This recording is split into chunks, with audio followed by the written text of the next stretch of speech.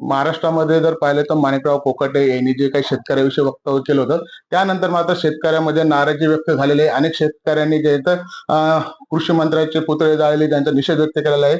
आज जर पाहिलं तर शेट्टी जे आहेत ते जालना दौऱ्यावरती आले होते.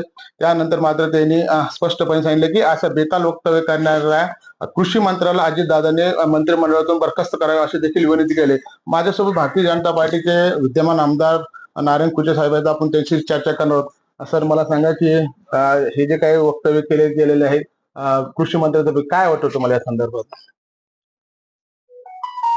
महाराष्ट्र सरकारमध्ये असलेले मंत्री, कृषी मंत्री यांनी जे वक्तव्य केलं तेही काही मी समर्थन करणारा नाही.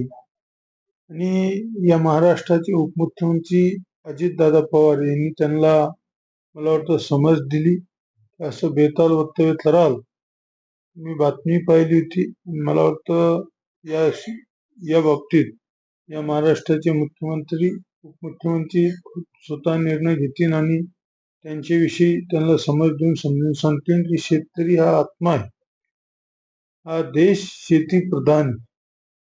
शेतकऱ्याने पिकविलं तरच आपण खाऊ शकतो, म्हणून शेतकऱ्याचा सन्मान करणं हे आपलं कर्तव्य. म्हणून शेतकऱ्याविषयी कोणी बोलत असेल आम्ही त्याचं समर्थन करणार नाही. सर, मला सांगा, एकीकडे जर पाहिलं तर पूर्ण बहुमताने जे आहे तर भारतीय जनता पार्टी सत्तेत आलेली आहे. कधी नव्वद एवढे सीट देखील आले. त्यानंतर तुमचे जे काही सहकारी होते, एकनाथ शिंदे साहेबांची पार्टी असेल किंवा अजितदादाची असेल, तरी देखील तुम्ही त्यांना सत्य सहभाग घेतले. मात्र असं बेताल वक्तव्यामुळे येणारे जे काही निवडणूक आहेत, महानगरपालिका आहेत किंवा जिल्हा परिषद आहेत, यामध्ये हा जो रोष आहे तो आपल्याला कुठेतरी जड जाऊ शकतो असं वाटत नाही का?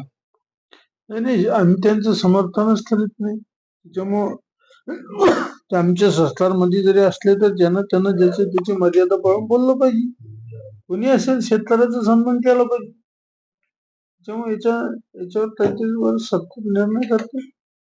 सर, मला सांगा, एकीकडे पाहिलं तर तुम्ही अधिवेशनामध्ये जल जीवन मिशन अंतर्गत जे काही जालन्यामध्ये काम चालू आहे, हे भारतीय जनता पार्टीचा मोठा मेगा प्रोजेक्ट आहे आणि याच्यामध्ये देखील काही कामं होत नाहीत, वेळेवर होत नाहीत किंवा भ्रष्टाचार झाल्याचे देखील बोलले जाते. या देशाचे पंतप्रधान नरेंद्रभाई मोदी यांचे स्वप्न होते, त्यासाठी हर घर नल हर घर जल ही जल जीवन मिशन योजना आणली. त्या माध्यमातून देशात, महाराष्ट्रात आणि माझ्या जालना जिल्ह्यामध्ये जल जीवन मिशन अंतर्गत कामं झाली. माझ्या निदर्शनास आली की जल जीवन मिशनचं वाटोळ करण्याचं काम ठेकेदार आणि अधिकाऱ्याच्या संगनमताने झालं. त्यामुळे मी अधिवेशनातही बोललो.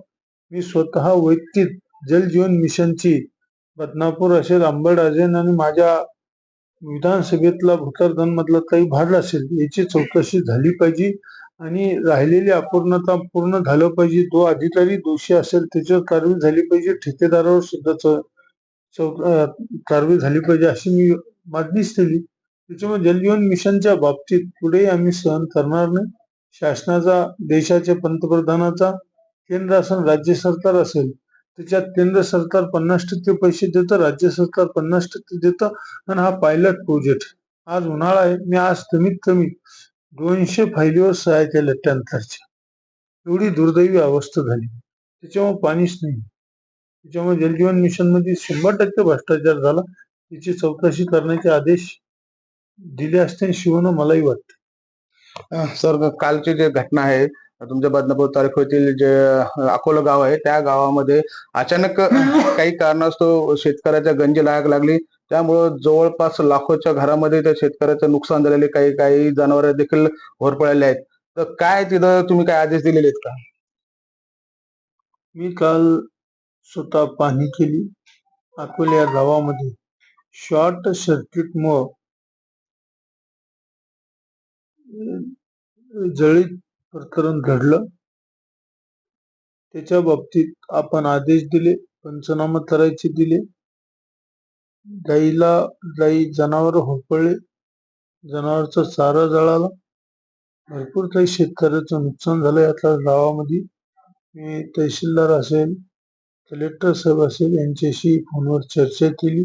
ताबडतोब पंचनामा करायला सांगितले आणि जर महावितरण कंपनीची जर चूक असेल MSCBची 100% महावितरण कंपनीवर गुन्हा दाखल करून सनी त्या शेतकऱ्याला न्याय कसा मिळेल हे आपण पाहणार. सर आता काही दिवसावर म्हणण्यापेक्षा काही महिन्यामध्ये आता जिल्हा परिषद असेल किंवा नगरपालिका असेल यांची निवडणूक होणार आहेत.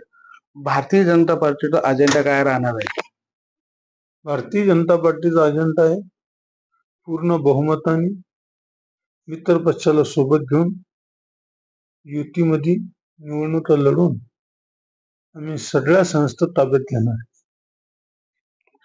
नक्कीच होते आमदार नारायण कुचे यांनी ज्या पद्धतीने सांगितले की जल जीवन मिशन मध्ये जे आहे तर बदनापूर तालुक्यामध्ये मोठा भ्रष्टाचार झालेला आहे आणि भ्रष्टाचार करणाऱ्याला कुठेही गय केला जाणार नाही. त्यांच्यावरती जे ठेकेदार आहेत ते काम सोडून गेले किंवा त्यांचे भ्रष्टाचार केला आहे त्यांच्यावरती गंभीर स्वरूपाचे गुन्हे दाखल करू आणि आम्ही याची कोणाचीही गय केल्या जाणार नाही असं देखील सांगितलं.